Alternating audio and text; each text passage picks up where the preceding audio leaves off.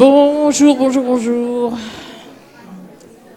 Donc bonjour à toutes et tous. Je suis particulièrement ravie, fière de vous présenter Carole BRAYNE, donc, qui va faire le séminaire aujourd'hui. J'ai imprimé le CV de Carole, que je connais assez bien, mais j'ai pas prévu de diapo pour dire tout son parcours, mais juste en quelques mots. Donc Carole BRAYNE est professeure de santé publique à l'université de Cambridge. Elle a fait beaucoup de choses pour Cambridge. Elle a été à l'origine du master d'épidémiologie. Elle a été directrice de l'Institut de santé publique. Mais je vous invite à regarder la liste impressionnante de ses postes au sein de l'université de Cambridge. Par ailleurs, c'est quelqu'un qui contribue beaucoup à la recherche sur la démence, avec des études extrêmement originales, avec une approche population-based et avec des travaux qui sont extrêmement précieux pour le domaine, avec en particulier des collections de cerveaux. Enfin, si je peux me permettre, Carole, je collectionne les cerveaux, donc faites gaffe en partant. Donc je vous invite à regarder parce que c'est une contribution vraiment exemplaire. Et sur une note plus personnelle, j'aurais plein de choses à dire, positives. Mais je trouve que je trouve qu'il y a une constante dans le parcours, de Carole, qui est une rigueur scientifique et un sens de la santé publique non négociable, dans un domaine qui cède parfois à la facilité avec différentes choses, des biomarqueurs ou des traitements miracles. Je pense que dans la carrière de Carole, ça ne l'a pas toujours rendue populaire, mais une collègue m'a dit récemment qu'on ne fait pas de la recherche pour être populaire, et je partage cette idée. Et alors l'autre annonce que j'ai à faire, outre le fait, donc on est très content d'accueillir Carole, c'est que elle a accepté d'être la marraine de la promotion du master 2024-2025. Et donc la cérémonie de remise des diplômes aura lieu en juin 2026. Alors qu'elle était très contente d'être marraine jusqu'à ce que je lui dise qu'elle avait 80 ou 90 filleuls et que c'était autant de cadeaux. Bah voilà. Hein, mais donc, ce qui veut dire qu'on sera très content d'accueillir à nouveau Carole dans quelques mois. Merci.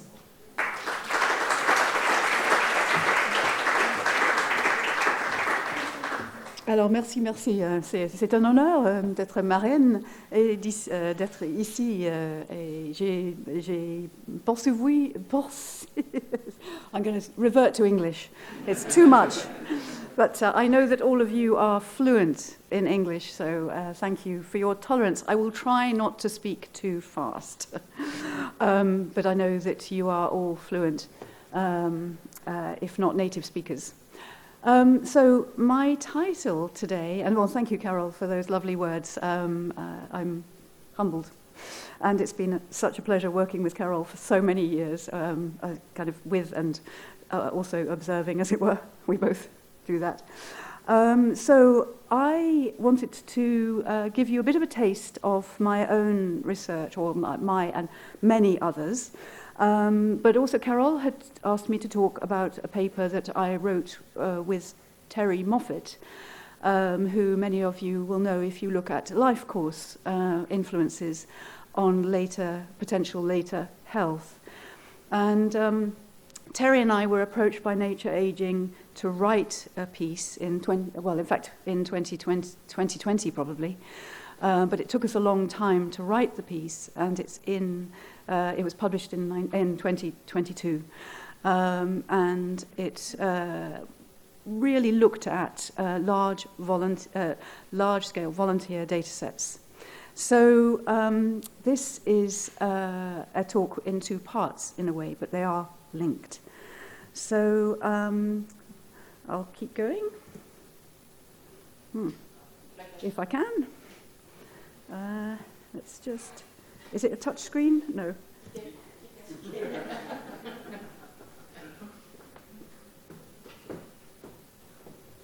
Should be that. No? Oh. So it's not working. It's official. It's not working. Suivant. Oui, c'est pas notre truc la tech. Hein. C'est pas moi. Okay, I'll stay here if you want. What did you do? I did that, and but I don't. I'll stay. Il y a une exposition de lag time. Okay, so just a bit of orientation. As Carole has said, I first did medicine, then I was grabbed by epidemiology. I wanted to do environmental epidemiology, in fact. But then I was doing neurology as a junior doctor, and the opportunity to train, to do proper training in epidemiology came up, and I put in a proposal to look at the distribution of variables in a total population sample in order to look at the continuum, and I'll come on to that a bit more. So I got grabbed by dementia and neuroepidemiology.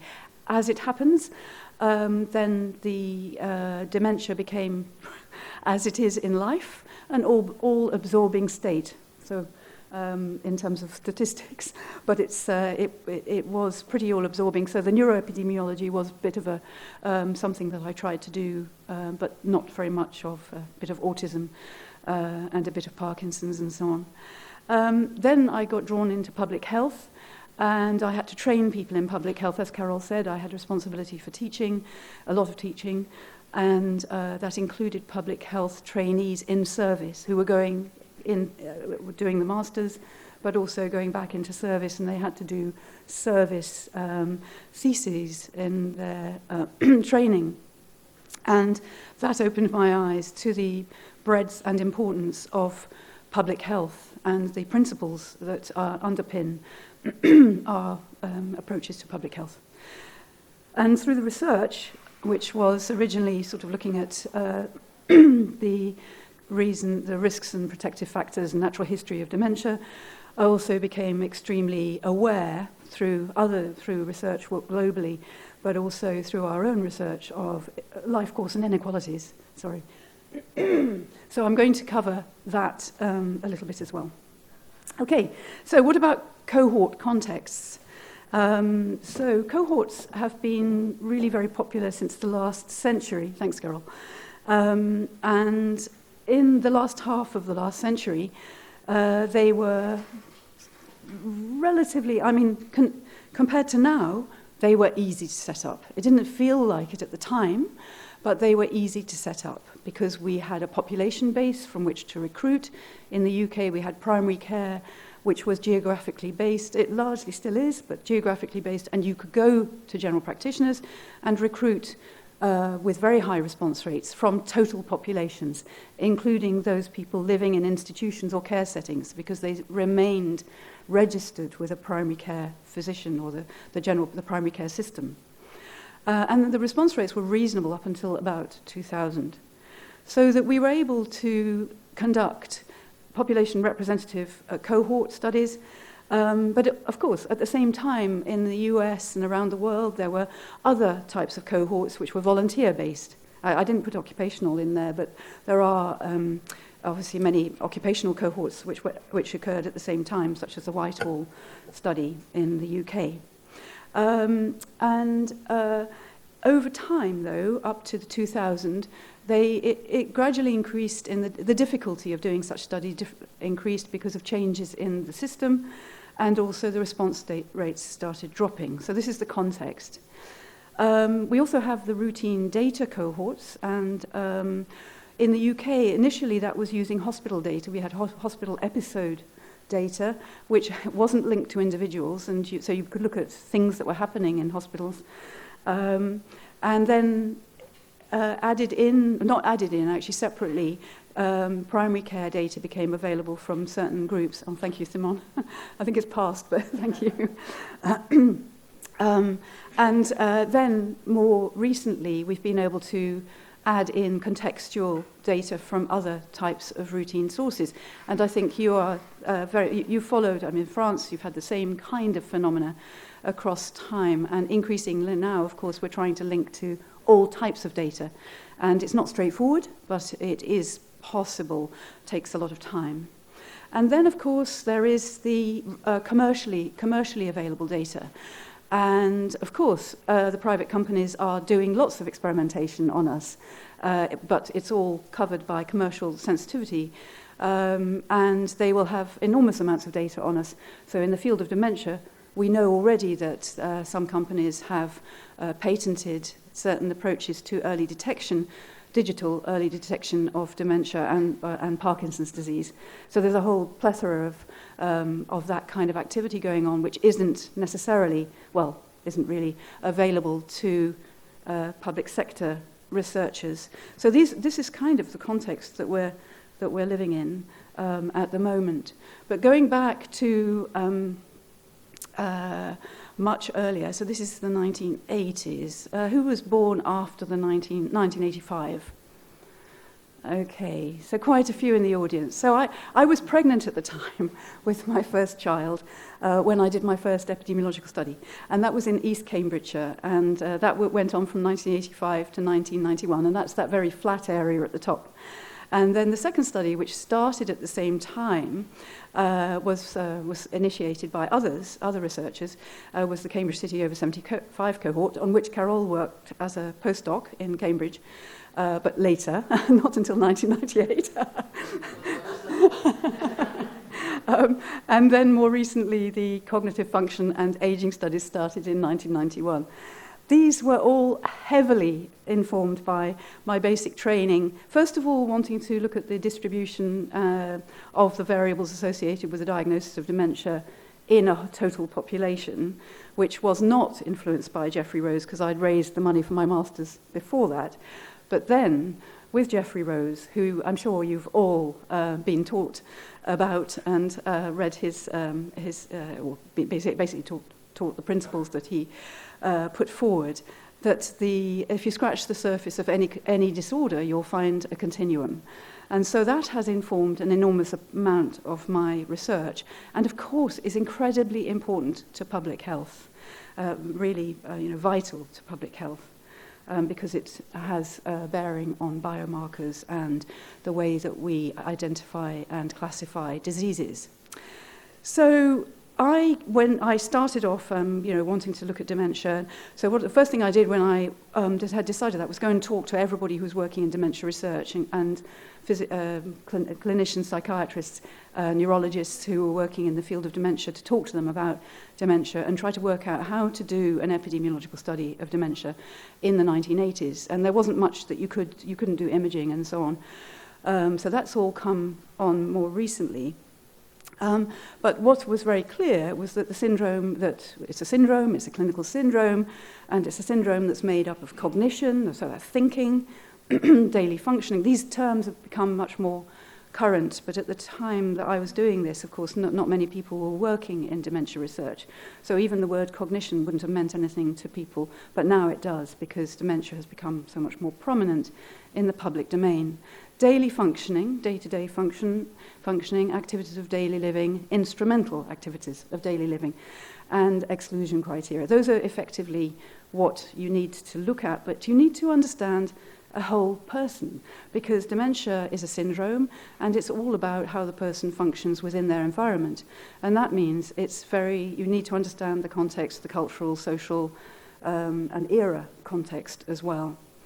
So that's very different from 0-1, has dementia, doesn't have dementia, has MCI, doesn't have MCI. And of course, it means you have to measure an awful lot of things in the population.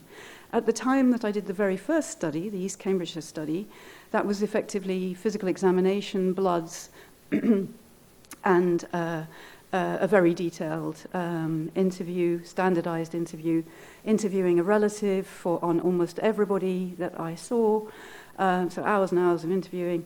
And then I did try to get brain donation in that study, but it wasn't then a thing where there was a process which was possible. So that was a question of just going to the morgue after people had died, if they had a post-mortem, and seeing what happened in their brains. And then that was really not very successful in that first study, but the second study and the third study it was. So at the time and since, of course, the subtyping of dementia has been very prominent in research, particularly Alzheimer's, with Alzheimer's dominating the field, partly because you find plaques and tangles in lots of people's brains who die with dementia. And now you can measure some of those features during life. Vascular used to be, when I was a medical student, vascular was thought to be very important, and then it dropped out with the what we call reification, in a way, sort of the prominence, the rising prominence of Alzheimer's disease. Vascular was sort of pushed aside and almost separated off. However, at the time, there were old age psychiatrists who were saying this is terrible. By creating diagnostic criteria that separate these things, we are missing the vascular contribution to dementia. And he was absolutely right.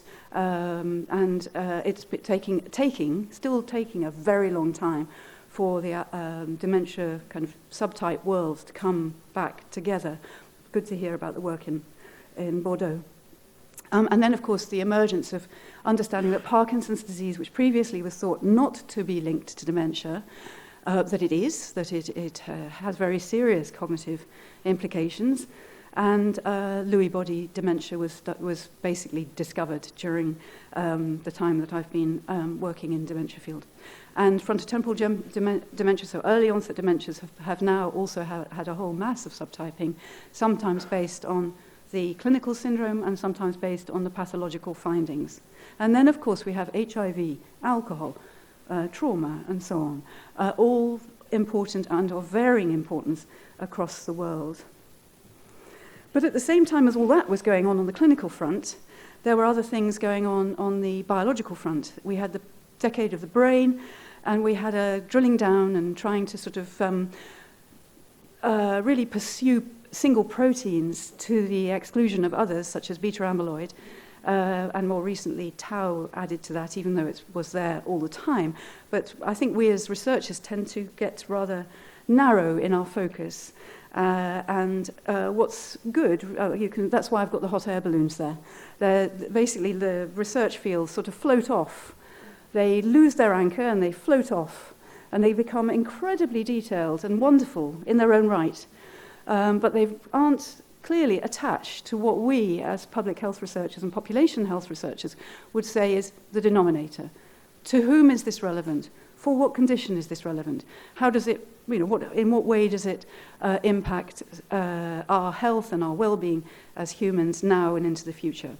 So, but it's interesting in some ways, because that narrow focus during time, it's still there, but now we've got much more recognition of systems and of interactions between people, and that's down there. There's the experiments where you have people in two imaging machines at the same time doing these experiments on, like, gambling or decision making, where you can see that they're actually having an influence on each other. And so I think gradually, even though we've been in hot air balloons, we're gradually coming back together again and trying to integrate findings. So that's the kind of development that's gone on during the time that I've been working in dementia. So I'll just give you some snapshot of some findings in the next 10 minutes. I'll go through them quite fast, because they're really illustrating what you can get from a bespoke, detailed cohort. So this one is the first study in an area of the fens, which is very flat. It's a little bit like Lorient, where you have the potatoes, yes? Where you do the potato farming? No?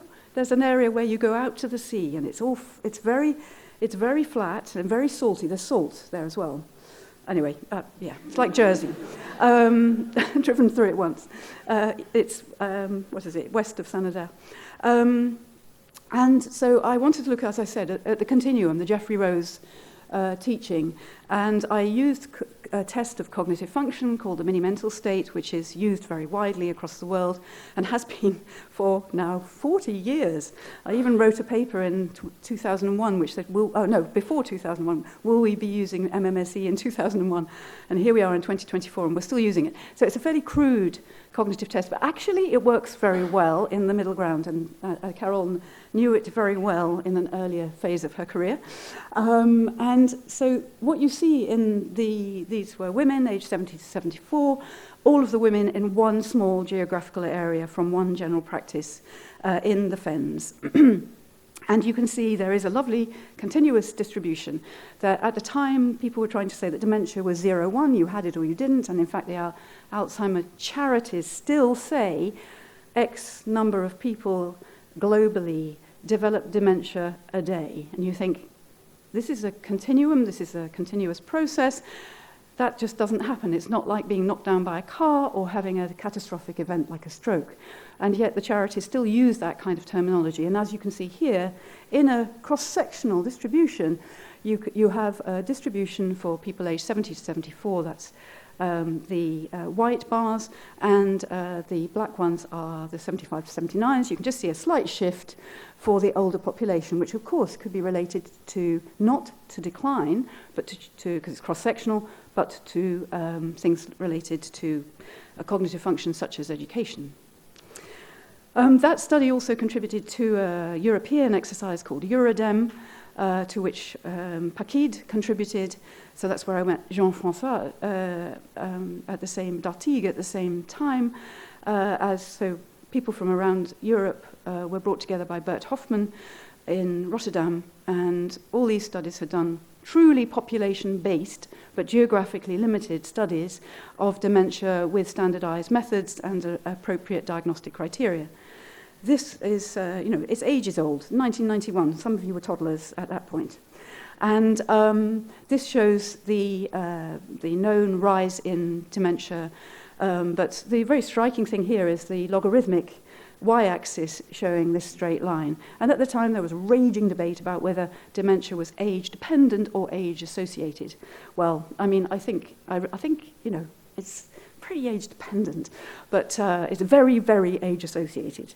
And we thought at the time when we saw these that this indicated there was no variability in dementia in European populations. But we were wrong, I think. So we thought that was just noise. And I'll come on to that a bit later. So what about change across time? Because the findings that I showed you with the continuous distribution were for a point in time, continuous distribution of cognitive function in a true population sample. And this shows you the continuous distribution of change in the mini-mental state across 2 years, which also, so lovely bell shape, lovely normal distribution. And it's slightly shifted to the left. So it's showing you that, on the whole, the population is declining in their general cognitive function.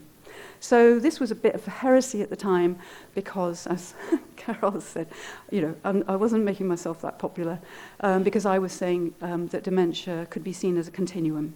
And its features could be seen as a continuum. And I was writing that kind of thing and also saying that biomarkers might be interesting and they would be on continua and we would have them for all those different types of dementia, such as alpha-synuclein, Parkinson's, and all of those. So I was basically just applying Rose's teaching to dementia. We were able, with the brains, as Carole mentioned, to go beyond going to the mortuary to see whether people had died and whether we could find see what had happened with their brains, to a proper brain donation program where we asked people whether they would be willing to donate their brains to research, so kind of the ultimate donation after their deaths. And it was immensely popular. People loved talking to our brain bank nurse, and it meant that they had conversations with their families about whether they would give their brains. And I realise I've segued into the second study, which was the Cambridge City over 75 cohort, which is the cognitive change across time. And that was 75 plus. So that last slide, I'll just go back to that one briefly. This slide is the Cambridge City over 75 cohort. Had I shown you the same thing for the East Cambridge study, it would have shown the same, this continuous distribution. So we're on Cambridge City over 75 cohort here. These data include both the East Cambridgeshire and the Cambridge City over 75 cohort data. Let's go forward. Here, this is the brain bank. This is the brain donation program from the CC75C study. So that's the Cambridge City study, and that was virtually everybody aged 75 and over in a kind of clear part of the Cambridge City study, Cambridge City, north and south of the river. So we took that on when it was in its incidence phase, and we published on incident dementia as well. But the important thing I wanted to highlight, the result I wanted to pick out to show you from that study was the brain donation. And here you have absolutely hallmark features of dementia. So you've got tangles, plaques, and vascular pathology, and amyloids, or basically protein, something which is between Alzheimer's and vascular, which is having proteins in your blood vessels. So this shows you at death the difference between people who died with dementia and the degree of those pathologies that they had, and those people who died without dementia, so light and dark grey. And you don't need to know the details of these pathologies to see that there is enormous overlap between people who die at an old age. These are all very old people. They were 75 plus when they started, so they were in their 80s and 90s when they were dying. And this shows you that there is an enormous overlap in the pathologies at the brain between the people who die with dementia and the people who don't. And of course, this is a bit at odds with any kind of rhetoric about being able to separate people out who are going to go on to have dementia later because of to separate them based on their pathology during life. We might want to talk about that in the questions. So on to the third study, which is the cognitive function and aging studies, which is a multi-center study of people aged 65 and over using standardized methodology. I'm sorry, I haven't given you any methodology. I hate that when people don't give you any methodology, but standardized interviewing. Also having informant interviews, covering the domains that you need for the diagnosis of dementia, not a clinical diagnosis, an algorithmic diagnosis in this case. And we were able to look at other types of things, such as how long did people die after incident dementia? And this, of course, median aged onset of dementia was 84. Estimated onset, just when would somebody probably meet the criteria, but recognizing that it's a continuous phenomenon for most people. This is about 10 years older than the people that were coming through into clinical trials, and so it's very different. A population-based study is very different from what you see in clinics, because you tend to see selected people who are younger with different clinical profiles. And the median age was 89, and survival. So these are practical things that are quite useful for policymakers, and certainly useful for doctors when they're talking to patients. When people say, well, roughly how long, what's survival, what things are influence survival, and so on. It can be helpful for clinicians. And this was the first of those kinds of studies that published. There are others since then which have been based on routine records. And the best predictor was how well somebody functioned in their day-to-day activity. It was nothing to do with education or social class. It was how well could they function with their day-to-day activities, which makes absolute sense because it tells you how severe the dementia is, really. We were also able to look at dementia at death and whether you're protected if you're in a high socioeconomic group or you have high education from whatever your age. And this shows men and women. Women are more likely to die with dementia at any age. In this study, it was about 11,000 deaths out of 18,000 people. And this was based on really quite detailed, looking at the death certificate records, but also our own data close to death from the studies. And if you were in a higher socioeconomic group or a higher education group, you were less likely to die with dementia. It looks marginal, but it's very significant, of course, because we have large numbers. So these are all quite important things because they're beginning to indicate social inequalities in dementia. Another thing was whether the pathologies that were being promoted as being the thing, a one-to-one relationship between a biomarker, say, or a pathology and dementia, which is what's assumed if you only look at cases, only look at cases with neuropathology or only look at people with biomarkers, rather than having good control groups where you really are getting at usual populations.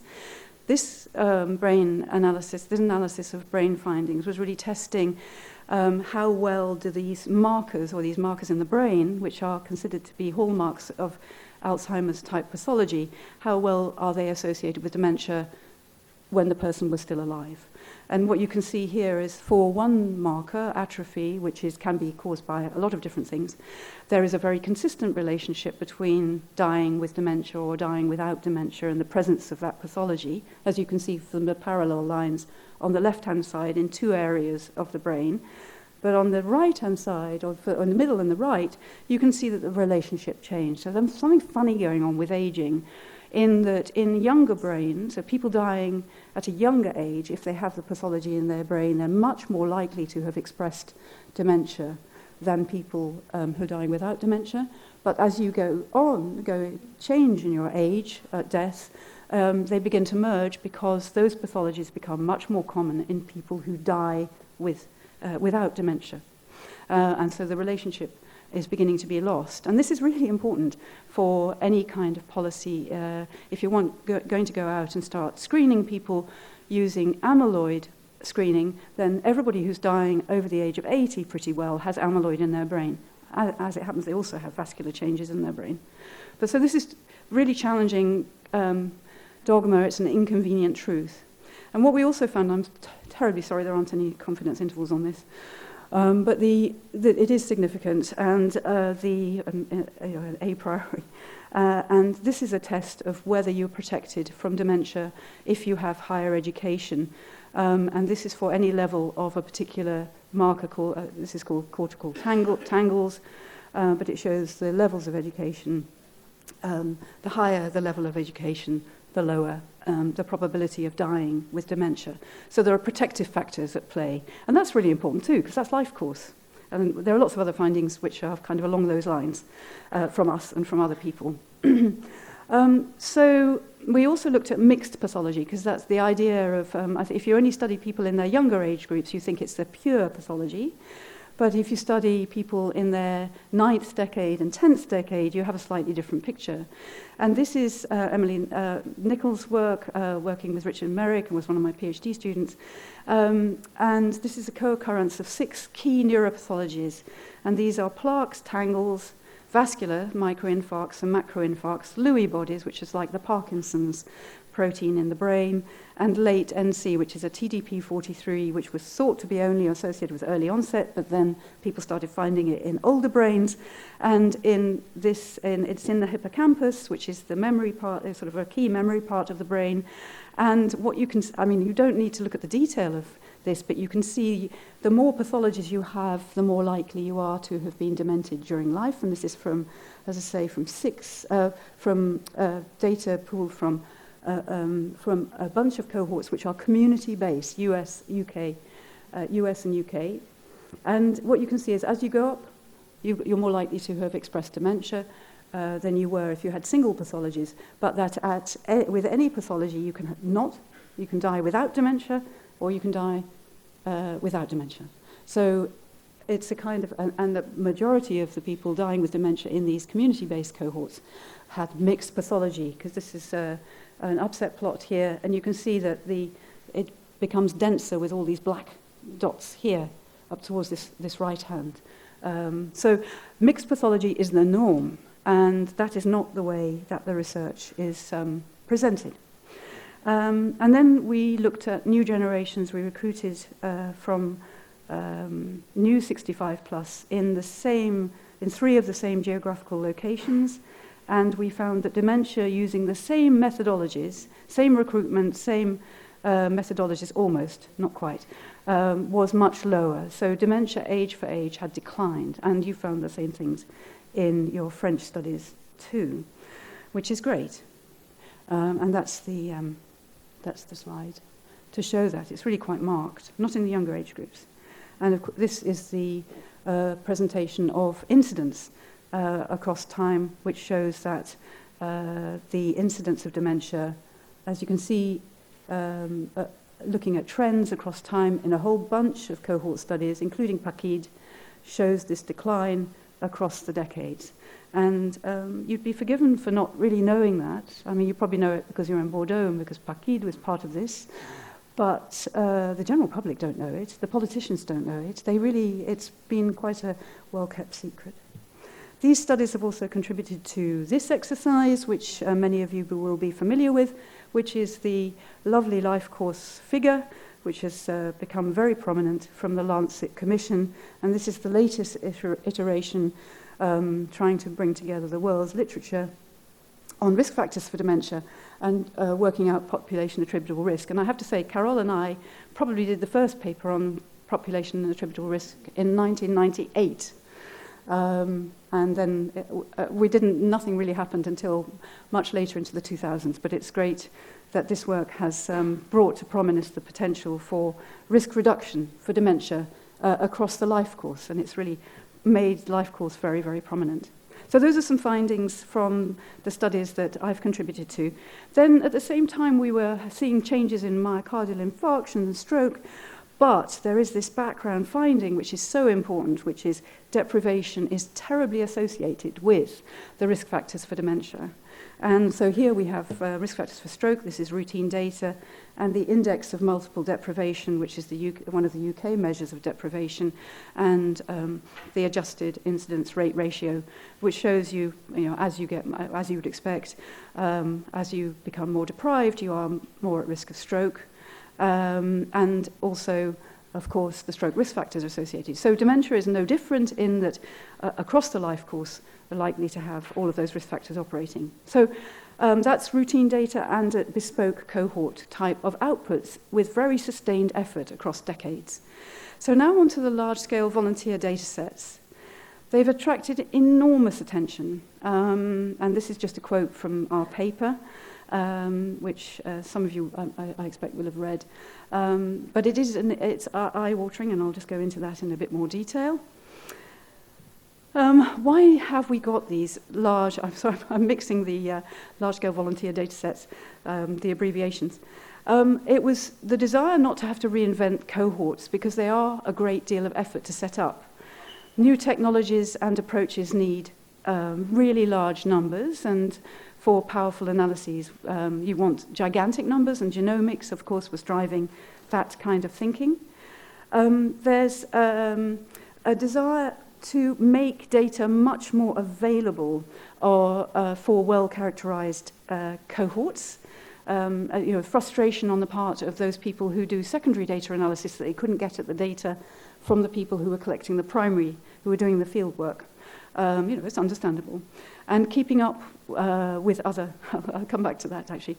And the existing cohorts it was very difficult to fund them. So you need some new projet, something which really captures the imagination and the creative energy of both researchers, industrial partners, and politicians. And what part of that was an increasing aggregation of very successful public-private research scientists. So universities becoming very aligned with commercial sector, tech and pharma, and they're structurally aligned so that it's easier to mobilize large amounts of money for particular types of research. I think we've lost the bottom there, but sorry about that. And lack of visibility and funding for the more prosaic, kind of low-key things that are truly population-based. So that was a kind of, I think, the motivation for going towards large volunteer data sets. And what's the definition of them? Well, Terry and I thought, well, they're very large, they've got deep phenotyping, they're unlinked to a known denominator, they have open access, and they have data mining potential. And so I've listed some of them there: UK Biobank, all of us, all of US, CanPath, NACO, Biobank Japan, Taiwan Biobank, FinGen. Taiwan, I think, has been abandoned. And I've put some of the logos there. They've got very elaborate websites which say all sorts of things, and I'll come on to that in a minute. And they have questionnaires, they have clinic interviews, they have self-administered questionnaires, they have stuff which is online, which of course is digitally exclusive. A lot of people are digitally excluded. They have biological specimen capture from blood and hair, and now they're going on to more fecal and so on. Imaging in many modalities, at a scale which was unthought of. Links to wide range of routine records, which more sort of variably. The cost is difficult to know. I'll come on to that. But the cost is here, just on the bottom right. We tried to estimate it from the websites, and UK Biobank maybe 200 million, but billions, it's billions. It's billions already. So this is a lot of money for one kind of type of research.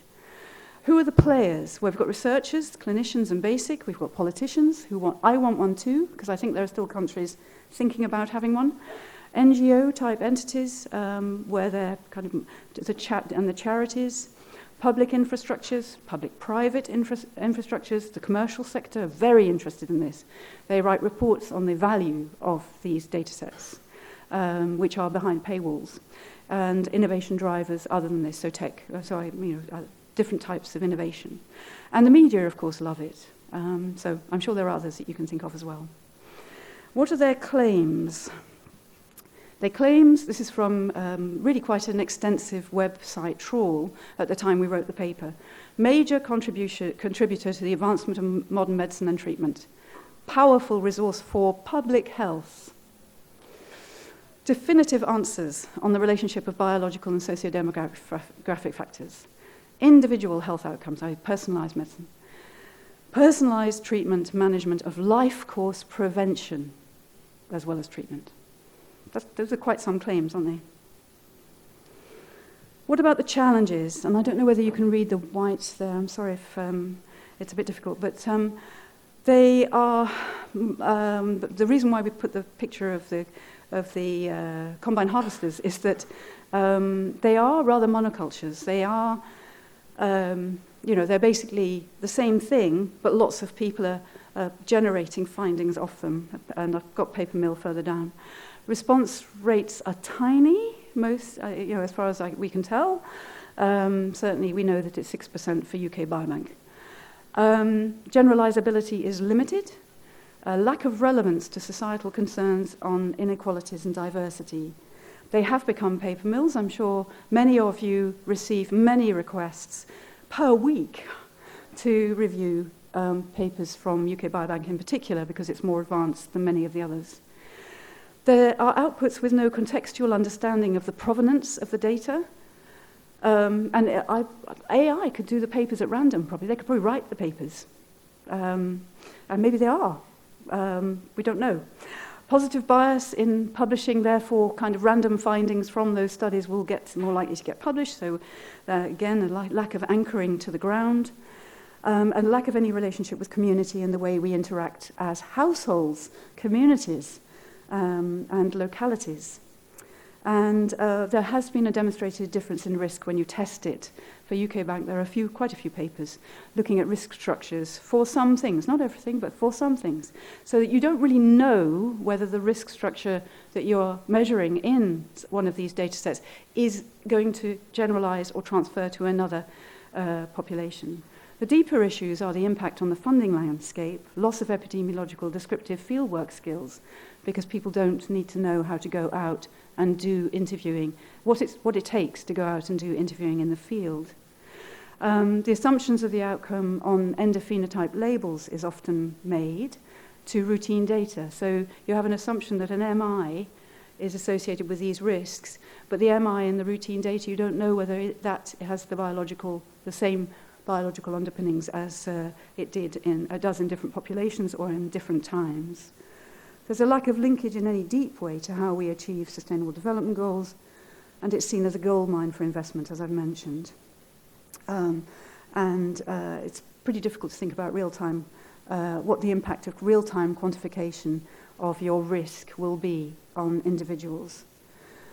There are climate, fiscal, environmental implications from such studies, and it has the risk of marketizing later life, because it's seen as a goldmine for commercial sector, marketizing late life even further than it is already.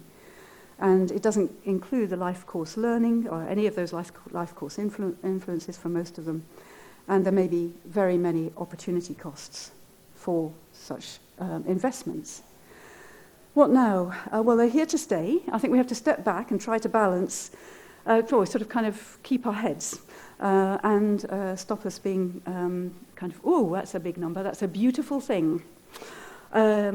And transparency in publications is really important. And in the paper, we set out a whole list. If you are doing UK Biobank analyses, then a whole list of things to take account of if you are aiming to publish from UK Biobank, because the data are there. And of course, right, in terms of training and so on, you can do a lot of things with that data.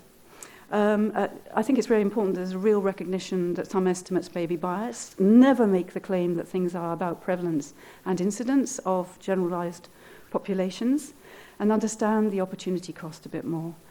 What we really need is to diversify the types of funding that we have. We need a research ecosystem, not a monoculture. We need biodiversity in our research, because we need all types of evidence. We put them together in a jigsaw to try to make the complete picture. One type of study will not do it alone. And we need to revive field epidemiology skills. I see them dying for representative cohort studies and develop new approaches because of the response rate dropping so much, and ensure sufficient anchoring. So basically try and do triangulation from these data sets out to something which is population-based. And so this is my last slide, apart from acknowledgements. We really need to get beyond, and this is really prone in the journal editors, get beyond the shared delusion that a big N alone will guarantee accuracy of findings. Their relevance for vulnerable groups and their future usefulness for society isn't enough. And that's a quote from the end of the paper. So we need bespoke cohorts, national cohorts, large volunteer data sets, horses for courses. And I have to say, I think I'm probably the plough. I'm the ploughing at the top, but I aim to keep the furrows narrow. And so I'm going to stop there, but I'll just acknowledge. Of course, the results that I showed are the result of an enormous number of colleagues, experts in their own fields, and universities and our funders. Thank you. And the views are my own.